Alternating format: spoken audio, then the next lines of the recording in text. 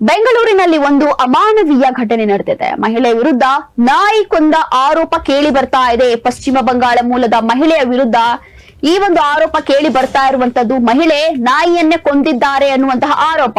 ಮಹದೇವಪುರದ apartment ನಲ್ಲಿ ನಡೆದಿರುವಂತಹ ಘಟನೆ. 4 ದಿನದ ಹಿಂದೆ ನಾಯಿಯನ್ನ ಹತ್ಯೆ ಮಾಡಿದ್ದ ಆರೋಪ ಕೇಳಿ ಬರ್ತಾ ಇದೆ.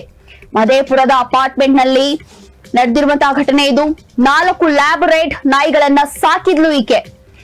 ಬ್ಲಾಕ್ ಮ್ಯಾಜಿಕ್ ಗಾಗಿ ನಾಯಿಯ ಹತ್ಯೆ ಮಾಡಿದ್ದಾರೆ ಅನ್ನುವಂತಹ ಶಂಕೆ ಇಲ್ಲಿ ಗೊತ್ತಾಗ್ತಾ ಇದೆ. ಈ ಬಗ್ಗೆ ಪೊಲೀಸರಿಗೆ ಮಾಹಿತಿ ನೀಡಿದ್ದಾರೆ ಸ್ಥಳೀಯರು.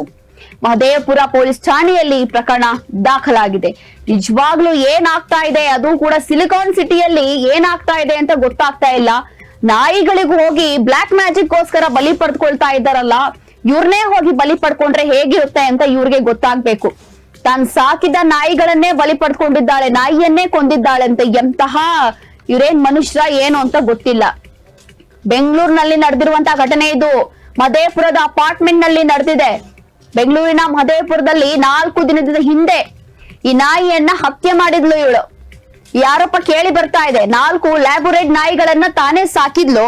ತಾನೇ ಸಾಕಿ ಬ್ಲಾಕ್ ಮ್ಯಾಜಿಕ್ ಗೋಸ್ಕರ ಸಾಯಿಸಿರುವಂತಹ ಘಟನೆ ಇದು. ನಿಜವಾಗ್ಲೂ ಬೇಸರ ಆಗುತ್ತೆ ಇಂತಹ ಒಂದು ಕೇಸ್ಗಳನ್ನ ನೋಡಿದಾಗ.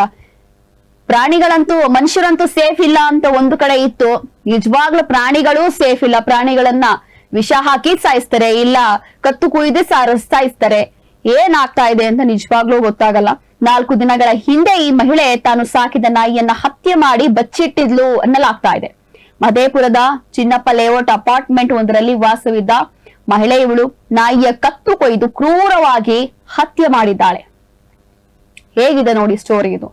ಸಿಲಿಕಾನ್ ಸಿಟಿಯಲ್ಲಿ ನಿಜವಾಗ್ಲೂ ಅಮಾನವೀಯ ಘಟನೆ ಇದು.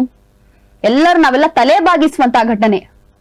ಮನುಷ್ಯ ಕುಲಕ್ಕೆ ಇದು ಅವಮಾನ ತರಿಸುವಂತಹ ಘಟನೆ. ನಿಜವಾಗ್ಲೂ ನಾಯಿ ಅಂತಂದ್ರೆ ನಿಯತ್ತು ಅಂತಾರೆ. ನಾಯಿಗಳಿಗೆ ಹೆಚ್ಚು ನಿಯತ್ತಿರುತ್ತೆ. ನಾಯಿಗಳಿಂದ ನಾವು ಕಲಿಬೇಕು ಅಂತ ಹೇಳ್ತಾರೆ.